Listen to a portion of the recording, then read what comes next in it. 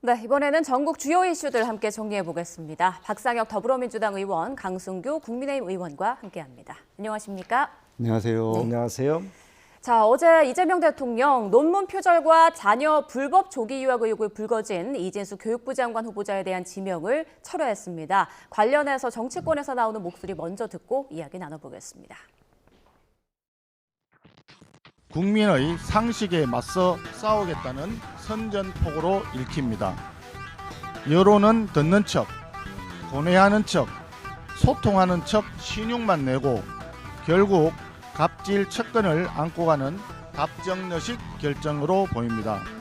갑질 불패, 아부 불패, 척근 불패가 아닐 수 없습니다. 강선 후보자는 잘 아는 사이고 이진숙 후보자는 전혀 모르는 그러니까 그 사람의 면면에 대해 몰랐던 점 뭐 이런 것이 좀 주요했을까요? 아무래도. 그건 어디 우물가에서나 도는 얘기 아니겠습니까? 그리고 이 결정에 가장 영향을 많이 미치신 것은 여당 지도부의 의견이었다고 저는 그렇게 판단하고 있습니다. 한 명을 자진 사퇴가 아니고 지명 철회한 것은 야당의 얘기도 일부 수용한 것이다. 그래서 야당도 이제 고집 부리고 몽리를 부릴 것이 아니라 대선적 차원에서 대통령의 임명권을 존중할 필요가 있다 이렇게 생각합니다. 네, 먼저 자진 사퇴로 정리를 할 수도 있었을 텐데 지명 철회가 된 것에 대해서도 여러 해석이 나오더라고요. 좀 설명을 해주실까요? 예, 뭐 여러 가지 이른바 낙마의 방법은 여러 가지 있을 수 있겠지만 이분이 객관적으로 의혹이 해소가 되었느냐, 또 한편 거기에 더불어서 국민적인 여론은 어떤 것이냐 이런 부분 관련되어서 방법이 좀 나눠질 수 있을 것 같습니다. 아마 후보자로서는 인사청문 과정을 통해서 그동안 여러 가지 문제가 되어왔던 논문이라든지 이런 문제들은 충분히 좀 해명이 되었다고 본인은 판단하고 자기가 스스로 이런 것을 자리를 내려놓기까지는 그런 정도의 어떤 그 결격 사유는 없다 본인은 판단하시는 게 아닐까 저는 싶어요. 그러나 이제 다른 뭐 국민적인 여론 문제들이 있지 않겠습니까? 자녀 조기 유학이라든지 이런 문제에 있어서 이제 그런 부분 관련되어서 저는 후보자와 많은 대화 속에서 지명 철회를 통해서 또 한편으로 이분에 대한 또 예우도 좀 갖추어진 것이 아닌가 그렇게 좀 해석을 해봅니다. 예, 후보자는 계속 갈 생각이었다. 의지를 좀 굽히지 않은 것으로 보인다. 좀 이렇게 뭐 갈 생각이었는지 여부를 예. 떠나서 그 본인이 갖고 있는 평생을 살아온 또 교육자이자 여성으로서 국립대 총장까지 그리고 총장협의회 회장까지 맡으신 분 아니겠습니까? 네. 그런 부분에 대한 본인 나름의 어떤 자부심과 이런 부분들도 있기 때문에 그런 부분에 대한 예우는 저는 필요하다고 생각합니다. 국민의힘에서는 아부불패다, 측근불패다 이렇게 주장을 하더라고요. 아마 그 이번 인사에 대해서 지명 처리가 있기 전에 지난 토요일 날 여야 대표와 이재명 대통령이 만났다고 하지 않습니까? 아마 그쪽에서 그 모임에서 아마 우리 야당에서 요구한 것이 2명의 장관 후보는 낙마해야 된다 이렇게 요구를 했을 것이고 그 중에 한 분 그러니까 이진숙 장관을 이제 지명 처리 방식으로 처리를 했습니다. 근데 지명 철회가 여러 가지 뭐 자진 사퇴도 있지만 본인의 거부도 있을 수 있지만 교육부 장관의 가장 본질적인 문제, 그 논문 표절이라든지 논문 가로채기 이런 부분 등이 본질적으로 인사의 어떤 적격 요지 중에서 중요하지 않은 게 없겠습니다만 교육부 장관 후보자로서의 어떤 적격에서 가장 본질적인 문제에 좀 여러 가지 의미가 있다라고 보고 뭐 지명 처리를 택하지 않았나 이렇게 보여집니다. 그다음에 강선우 이제 장관 후보자의 경우는 뭐 지금 뭐 일부에서 나오는 것은 국회의원 출신이기 때문에 뭐 이런 부분에 대한 예우를 좀 하는 것이 아니냐. 또 강선우 후보자가 국회의원인데 보좌관에 대한 갑질 의혹 등이 낙마의 어떤 주 원인이 되어서 이렇게 될 경우 본인의 정치 생명에 여러 가지 어려움이 있다. 그러기 때문에 뭐 장관을 또 본인이 사퇴하거나 아니면 장관을 임명한 후에 어느 정도 있다가 뭐 사퇴시키는 방법도 있을 수 있다 이런 해석도 있더라고요. 그런데 여하튼 강선우 후보자에 대해서 지명 처리 등을 하지 않고 또 후보 사퇴를 하지 않는 것은 여전히 이것은 야당의 눈높이가 아니라 국민 눈높이에 이재명 정부의 첫 인사가 어떻게 평가되느냐의 한 겨눈자가 될 것이다 이렇게 보는 만큼 강선호 후보자에 대해서는 지금 대통령 측도 대통령실도 좀 국민 여론을 더 좀 보지 않겠나 이렇게 느껴집니다. 네. 여기서 한 가지 조금 뭐 말씀 주셨으니까 말씀드리는데 사실은 그 지난 토요일에 대통령과 양당 원내 지도부하고 회동이 있었습니다. 비공개 회동이 있었는데 물론 비공개 회동이 이렇게 알려져야 되는지에 대해서는 좀 이견이 있습니다만 뭐 기왕에 언론에 보도가 되었기 때문에 그런데 과거와 비교했을 때 이렇게 첫 조각을 하는데 야당 대표의 의견을 들어본 적이 윤석열 정부에서 있었습니까?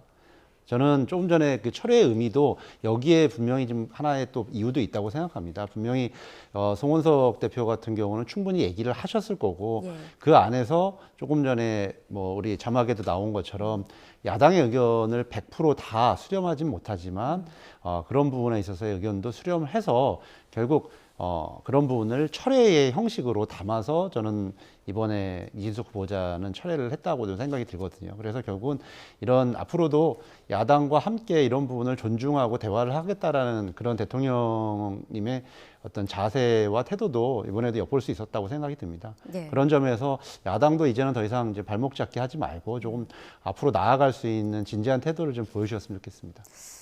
그 이재명 대통령의 지지율이 62.2%를 기록했다 이런 여론조사 결과가 나왔는데 이번에 강선우 후보자 임명을 강행하는 데 있어서 이런 지지율이 어느 정도 받쳐줬기 때문 아니냐 이런 분석도 있더라고요. 뭐 그렇게 분석할 수도 있겠지만 그것은 저는 그렇게 했을 때 부메랑은 역시 현 정부에다 돌아온다고 봅니다. 지금 이재명 대통령의 어떤 지지율 등이 뭐 정권 초기도 있지만 이재명 대통령의 어떤 여러 가지 정책이 다 모두 국민들로부터 지지를 받고 있다기보다는 저희 국민의힘이 이에 대해서 적절히 야당으로서의 본질을 지금 갖추고 있지 못하다 이렇게 봐야 되고요. 지금 인사 부분에 있어서 갑질 의혹이나 본질적인 문제에서 많이 떨어져 있는 후보 등을 강행했을 때는 그것은 결국은 지지율은 하나의 어떤 점에서의 현상이지 그것이 선으로 이어졌을 때 그것이 계속 이어진다는 보장이 있을 수 없기 때문에 이런 부분들 지금 지지율이 그래도 괜찮다 해서 인사를 무리한 인사를 강행했을 때는 반드시 역풍으로 돌아온다. 저는 그렇게 믿습니다. 네. 어떻습니까? 지금 지지율 추이는 어떻게 분석하고 있습니까? 민주당 내에서는요? 뭐 전반적으로 지지율이 한 2% 정도 하락을 했는데 전체적인 뭐 오차 범위 안에 있는 것으로 봐서 횡보 현상이라고 보여져요. 저는 강승규 의원님 말씀처럼 그거를 가지고 판단을 해서 인사를 뭐 계속 한다거나 여기에 그걸 모든 것의 전적인 근거가 된다고 생각하지 않습니다. 그리고 그렇게 하는 것도 바람직스럽지 않고요. 오히려 그럴수록 조금 더 겸손한 자세, 국민 여러분들께서 지금 평가하고 있고 이재명 정부에 대한 기대를 갖고 있는 거는 이재명 정부가 통합적인 사람들로 인사를 꾸리고 그런 부분에 대해서 더 머리를 조아리는 그런 모습들 때문에 그리고 여러 가지 실용적인 정책 그리고 능력 있는 분들을 찾으려고 하는 그런 태도에서 오는 것 아니겠습니까? 저희는 그런 태도는 계속적으로 지향돼야 된다고 생각을 하고 앞으로도 그렇게 갈 것이라고 믿습니다. 네. 자, 이어서 각 당 분위기를 좀 보겠습니다. 본격적으로 시작된 더불어민주당 당대표 경선 레이스에서 정청래 후보가 박찬대 후보를 앞서 나가고 있는데요. 그 이유에 대해서 여러 분석이 나오고 있습니다. 화면 함께 보시죠.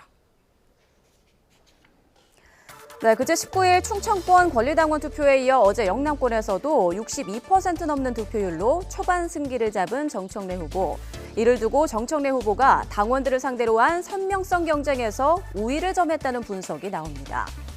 또 일각에서는 정 후보가 구독자 220만여 명의 팬덤을 갖고 있는 방송인 김어준 씨의 지원 사격을 받고 있다는 분석도 있습니다.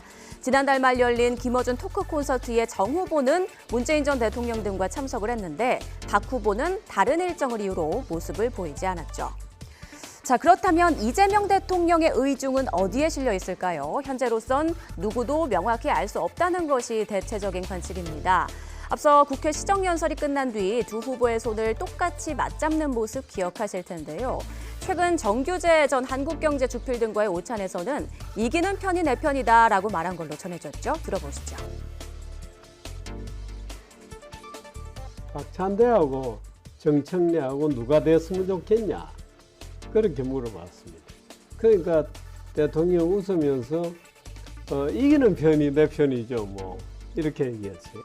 아니 그래도 누가 되면 좀 편하고 불편하고 이런 사람은 있을 거 아니요. 이러고 이제 제가 여쭤봤고 그런 건 없다. 둘 다 자기가 굉장히 좋아하고 두 분 다 어느 분이 되더라도 재밌을 것 같다. 앞으로 이재명 대통령이 간접적으로나마 의중을 드러낼 경우 판세에 영향을 줄 수 있지만 그럴 가능성은 높지 않다는 분석이 우세해 보입니다. 또 바뀐 전당대회 일정도 하나의 변수인데요.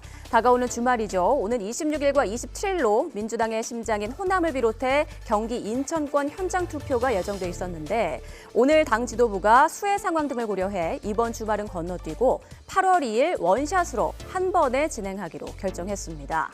이에 대해 정 후보 측은 이변은 없을 거라면서 자신감을 드러낸 반면 박 후보 측은 시간을 번 셈이라며 반전을 기대하는 분위기인데요. 바뀐 전대 일정 또한 누구에게 더 유리할지 지켜봐야겠습니다. 자, 지난 충청권에 이어서 영남권 순회 경선에서 정청래 후보가 압승이라는 표현이 나올 정도로 크게 이제 승리를 했는데 지금 민주당 내부 분위기는 좀 어떤지 전해주시죠. 워낙 두 분이 치열하게 경쟁을 하고 있어서요. 근데 예. 조금 다소 예상보다는 좀 격차가 있는 걸 보고 좀 놀라는 분위기인 것도 있습니다. 그런데 제가 개인적으로 이건 분석해 봤을 때 먼저 정청래 후보가 출사표를 던졌고 또 정치 생활을 더 오래 하셨습니다. 2004년부터 열린우리당으로 출발을 해서 그렇게 시간과 그리고 또 이미 여러 차례 전국 선거를 지금 했었습니다. 최고위원 선거도 나오고 그런 여러 가지 자신만의 아주 고유한 지지층도 가지고 있고 시간으로 축적된 그 힘도 가지고 있고 그리고 워낙 강한 이 메시지 전파력이라고 할까요? 개혁의 아이콘으로 본인을 이렇게 말씀하시는 이런 분들이 조금 더 당원들한테 이번 권리당원 투표였거든요. 그런 부분에 좀 와 닿아 있는 것 같고 또 한편으로 이제 박찬대 후보도 조금 출발이 늦었긴 하지만 최근 다른 여론조사 같은 걸 보면 이렇게 좀 전반적인 상승세에 있었기 때문에 앞으로 좀 8월 2일까지 저희들이 이제 이번 수해 때문에 통합 경선을 치르기로 했습니다. 연기를 해서 좀 한번 결과를 지켜봐야 될 것 같습니다. 네. 강 의원님께서 보시기에는 이번 정청래 의원의 이런 득표율 좀 예상을 하셨습니까? 어떠셨어요? 저희 당에서도 국민의힘에서도 여러 가지 개파 간의 갈등 또 경쟁이 있지만 민주당 내에서도 지금 큰 전쟁이 벌어지고 있지 않나 이렇게 생각이 듭니다. 지난 그 수석급 인사라든지 원내대표 선출 과정에서는 민주당의 실용주의 파들이 좀 두각을 드러내는 측면이 있었어요. 여기에 이제 386 운동권 세력들이 어떤 비방용 또 어떤 저기도 했었는데 지금 이러고 보면 이재명 대통령 입장에서 어찌든 두 세력을 잘 견제하면서 이끌어 가야 되는데 고민이 클 것으로 봅니다. 이번 지금 정청래 후보의 아주 부상은 원내대표 선출이나 또는 그 수석 인사 등에서 소외됐다고 생각하는 좌파 또는 386 운동권 세력 등이 아주 김어준의 지령에 의해서 움직이듯이 또 아주 뭉치는 모습을 드러내고 있고요. 그러고 볼 때 그러면 이런 실용주의파 또는 어떤 이제 민주당의 기중한 기득권 세력인 운동권 세력과 어떻게 잘 조합해 나가냐는 것이 대통령으로서 고민일 텐데 원래 정부가 소위 진보 정권, 좌파 정권일 경우는 우파 쪽의 어떤 인사라든 등용을 해서 균형을 맞추려는 그런 부분이 좀 성공 가능성이 높고 또 우파에서는 그 반대일 텐데 이런 부분에 있어서 지금 이재명 대통령의 고민이 크고 이번 당대표 선거에서도 최종적으로 어떻게 결론이 나냐에 따라서 민주당의 여러 가지 정체성 등이 좀 변화가 있을지 또 어떤 부분에 또 움직임이 있을지 보여질 것으로 보입니다. 네. 민주당 그 당대표 선거와 관련해서 추가적으로 질문 하나만 드리면 이번 그 경선 일정과 관련해서 정 후보 측에서는 좀 당겨서 원샷 경선으로 하자. 그리고 박 후보 측에서는 경선 일정을 좀 포고 이런 상황을 감안해서 좀 미루자 이렇게 좀 주장을 했던 걸로 알고 있는데요. 8월 2일 원샷 경선은 좀 누구에게 조금 더 유리할 거라고 보세요? 뭐 유불리를 뭐 말씀드릴 건 아니고요.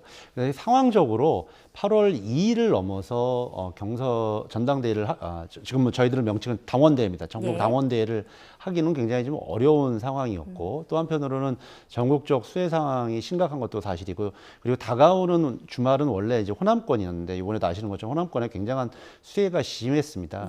그래서 물론 비가 그쳤지만 그런 상황에 가서 선거 운동을 한다라는 것도 당원이나 국민들에 대한 도리가 아니었고 그런 좀 전반적인 상황을 감안했을 때 최고위원회에서 그렇게 권고하기로 했고 이제 오늘 전당대회 준비위원회 그리고 최고위원회 당무회의를 거쳐서 이렇게 결정을 할 예정입니다. 예, 알겠습니다. 8월 2일에 과연 누가 당대표가 될지 함께 지켜봐야겠고요. 이번에는 국민의힘 상황으로 넘어가겠습니다. 김문수 전 장관이 어제 당대표 출마를 공식 선언하면서 내부 총질과 분열을 극복하겠다라고 강조했는데요. 이에 안철수 의원은 김문수 출마를 겨냥해 친전한길 당대표를 막아야 한다면서 호소했습니다. 차례로 들어보시죠. 강남파크의 분열을 치유하는 정직한 리더십을 확립하겠습니다. 내부 총질과 분열을 극복하겠습니다. 당이 뭐 깨지는 방향으로, 당이 나눠지는 방향으로, 당이 더 쪼그라드는 방향으로 혁신이 된다면 그 혁신은 말은 혁신이지만 사실은 상당한 차의 행위가 될 수 있다고 봅니다. 우리가 먼저 혁신하지 않으면 명분도 신뢰도 얻을 수 없습니다. 그런데 아직도 제5공화국에 살고 있는 사람처럼 자꾸 뒤만 보십니까? 친길 당대표가 되려고 하시는 것입니까? 극단과의 절연, 비정상에서 정상으로의 회귀는 지금 이 순간부터 시작되어야 합니다. 육선 조경태 의원은 오늘 기자회견에서 김문수 전 장관에 이어 두 번째로 공식 출사표를 던졌는데요. 이 자리에서 인적 청산을 숫자로까지 명시했습니다. 누가 혁신의 대상인지 들어보죠. 45+α 이 수치는 윤석열 전 대통령 체포를 저지하러 간주로 갔던 그분들을 뜻합니다. 이분들이 혁신의 대상이 되겠습니다. 헌법 질서와 법치주의를 파괴하고 자유민주주의 질서를 대혼란에 빠뜨려 우리 당을 백척간두의 위기로 몰고 간 세력들을 청산하는 데 주저하지 않겠습니다. 이에 장동혁 의원은 이런 당내 움직임을 겨냥한 듯 당이 극우 프레임에 빠지고 있다고 밝히며 윤 전 대통령 탄핵에 찬성했던 내부 총질 세력을 비판했습니다. 그러면서 당대표 출마 의사를 밝히고 이들에 대한 책임을 묻을 것이라고 SNS에 글을 올렸습니다. 네, 일단 지난 대선 후보였던 김문수 전 장관 당대표에 안 나설 것 같았는데 결국 나섰어요. 좀 그 배경을 어떻게 보세요? 저는 지금 그 국민의힘이 두 가지 그런 기준에서 서로 혼란 또는 경쟁을 벌이고 있다. 하나는 투쟁인데요. 야당으로 변한 만큼 야당이 투쟁을 누구하고 해야 될 거냐에 대해서 대여투쟁을 해야 되느냐는 문제와 내부에서 무슨 세력을 제거해야 된다는 내부 투쟁의 어떤 움직임인데 이런 부분에서 지금 김문수 지사나 아니면 조경태 의원 등 후보들이 내세우는 지향점이 다릅니다. 김문수 후보는 대여투쟁력을 키워야 된다는 쪽에서 지금 출사표를 던지고 있고요. 두 번째 또 혁신의 문제인데 당을 어떻게든지 바꿔야 되는데 우리 조경태 의원 등 일부에서 지금 45+알파니 이런 부분들 제시하는 측의 얘기는 내부의 어떤 세력을 제거해서 뭔가 혁신을 해야 된다는 게 이제 인적 청산의 목표이고 그 다음에 그러니까 김문수 후보 등 지금 장동혁 의원이나 이런 부분 등은 이런 투쟁의 대상을 대여로 방향을 돌리고 우리 내부에서는 시스템이라든지 어떤 당의 여러 가지 제도를 혁신해서 그 통합을 이뤄내야 투쟁을 할 수 있는 통합 세력을 만들 수 있다. 이것이 이제 보는 시각의 차이고 이것이 이제 지금 출사표에 담겨 있는 의미라 이렇게 보여집니다. 예, 대여 투쟁을 주장하는 그룹, 내부 투쟁을 주장하는 그룹 이렇게 두 개로 나눌 수가 있다는 말씀하셨는데 네. 민주당이 바라보는 지금 국민의힘 상황은 어떻습니까? 그러니까 결국 두 가지 큰 사건이 있었습니다. 결국 지난 12월 3일에 내란 그리고 지난번 대통령 선거 막바지에 있었던 후보 교체. 저는 이 두 가지 사건을 기점으로 해서 국민의힘이 큰 수렁이 아니라 아예 깊은 계곡 속으로 침몰했다고 생각을 하거든요. 결국 이 사건을 통해서 윤석열 대통령과 전 대통령과 어떤 관계를 맺을 것인가, 이 문제가 지금의 상황을 모든 것을 요약할 수 있는 상황이라고 생각합니다. 조금 전에 조경태 의원은 뭐 45 플러스 알파 얘기를 하지만, 그리고 또 장동혁 의원도 원래는 친한계에서 또 돌아간 사람이고요. 그리고 김문수 후보는 당사자였습니다. 결국 이 두 사건에서 어떤 입장과 태도를 취했느냐, 그리고 윤석열 전 대통령과는 어떤 관계였나를 가지고 지금의 상황이 좀 전개되고 있고, 거기에 더해서 아스팔트 극우 세력이 지금 국민의힘을 아예 기초에서 장악해 들어오고 있습니다.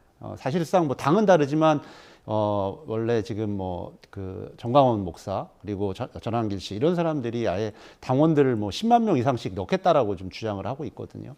저는 이 상황이 이번 전당대회가 끝이 아니라 전당대회가 이제 본격적으로 이 상황을 더 악화시키는 시작이 될 거다 이렇게 평가를 하고 있습니다. 네.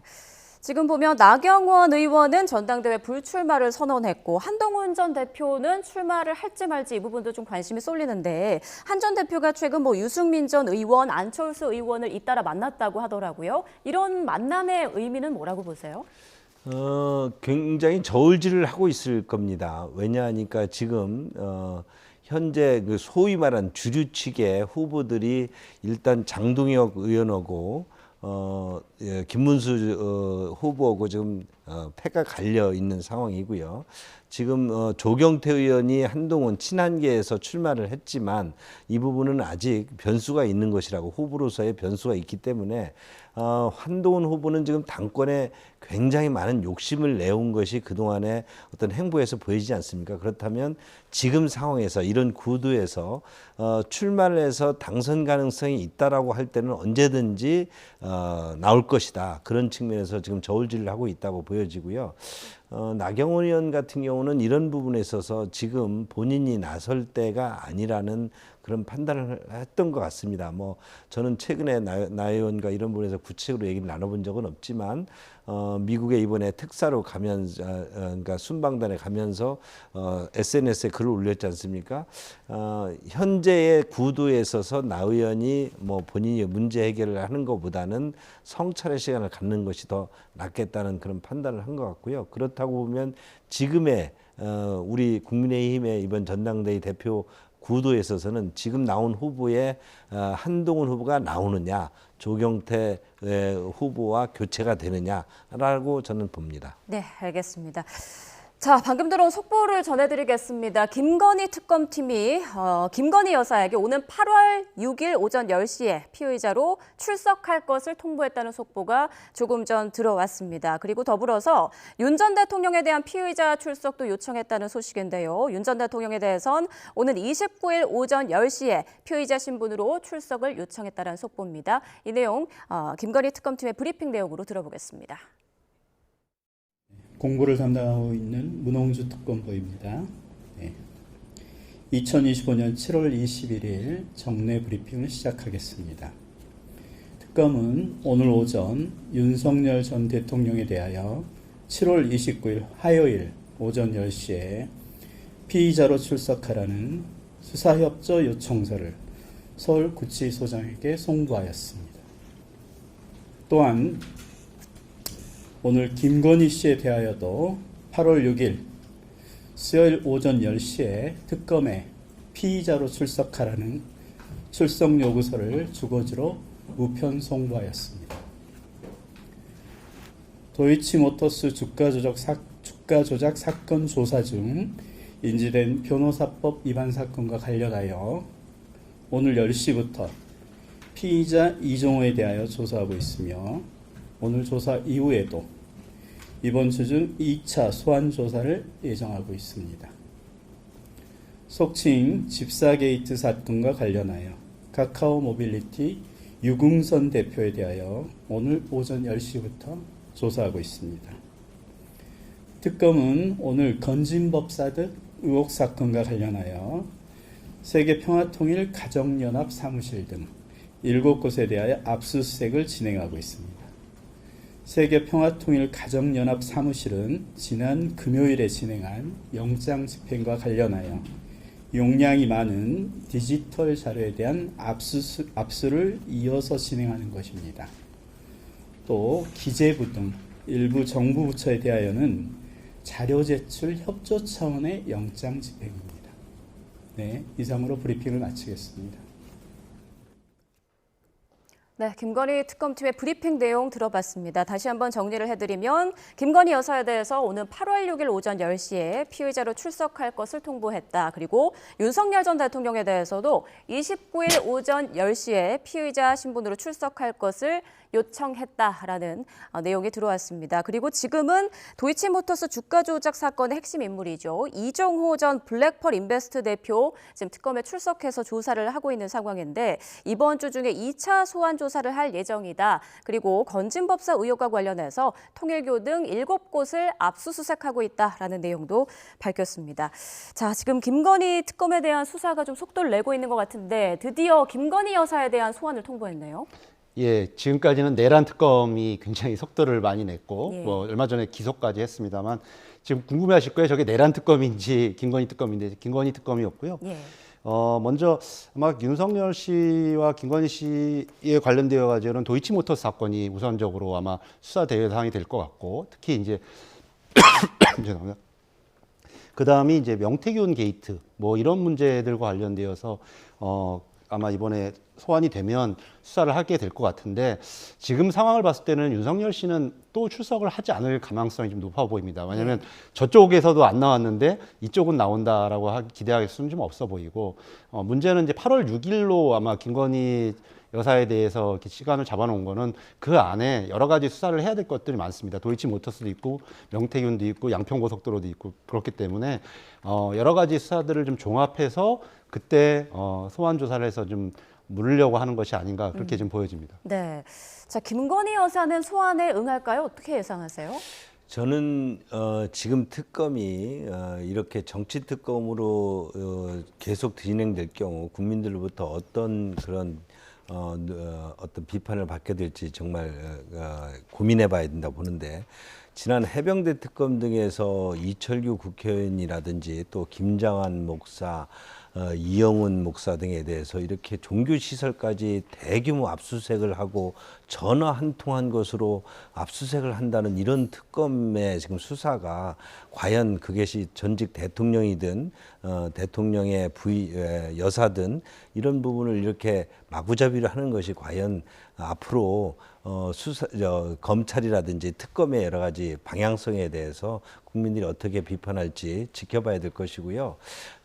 대통령 수사라든지 김건희 여사에 대해서 지금까지 해온 많은 검찰 수사도 있었고요. 다양한 기관의 조사가 있었습니다. 뭐 윤석열 대통령 같은 경우는 헌재 재판 과정에서 충분히 대통령께서 해야 될 얘기 또 그것을 바라보는 수사 당국에서 바라보는 시각 등이 다 드러나 있었고요. 이런 부분에서 하나도 변치가 않은데 지금도 계속 구속영장, 압수수색 이런 것들이 계속 된다는 것은 압박하고 보여주고 또 그래서 뭔가 뭐 죄가 있는 것처럼 보이기 위한 특검의 어떤 정치 특검이 아닌가 저는 그렇게 해석하고 있습니다. 네, 강 의원님께서는 좀 과하다, 정치 특검 수사다라고 비판을 하셨는데 어떻습니까? 김건희 여사가 그 병원에 입원해서 한동안 치료를 받기도 했었잖아요. 이번 특검의 소환에도 어떤 건강상의 이유를 들면서 거부할 가능성은 좀 어떻게 예상하세요? 뭐 그때도 병명을 얘기하는 게 좀 적절한지 모르겠습니다. 우울증 얘기를 하면서 그렇게 그 입원을 했었었는데 이번에도 아마 그럴 가능성도 좀 매우 높다고 보여집니다. 병 때문에 좀 출석하기 어렵다라고 하는데 결국 저는 국민들에 대한 태도가 아닌 것 같아요. 지금 이 어려운 나라 상황을 만든 두 장본인 윤석열, 김건희 이 두 사람은 반드시 이런 국민들이 갖고 있는 의혹과 국민들로부터의 여러 가지 궁금증에 대해서 특검 앞에 나와서 본인들이 얘기했던 그 말씀이 있지 않습니까? 특검을 거부하는 자가 범인이다. 이 말처럼 더 이상 회피하지 말고 나와서 국민들께 제대로 수사받고 국민들 앞에서 이런 문제들에 대해서 정정당당하게 답하는 것이 지금의 대한민국 상황을 위기로 몰아넣은 본인들의 책임을 다하는 거라고 생각합니다. 네. 자, 국민 앞에 나와서 좀 소상히 밝히는 게 좋지 않겠냐라고 말씀하셨는데 일단 김건희 여사가 이번에도 뭐 건강상 등의 이유를 들면서 소환 조사에 불응을 한다면 그 다음에는 좀 어떤 절차가 이어질 거라고 예상하십니까? 실제 김건희 여사의 건강이 매우 안 좋은 것으로 알고 있고요. 그다음에 김건희 여사에 대한 뭐 도이치모터스라든지 여러 가지 혐의가 드러난 부분에 대해서 명확히 지금 김건희 여사가 어떤 혐의에 대해서 있는지 등에 많은 부분에서 의아하는 분들도 많습니다.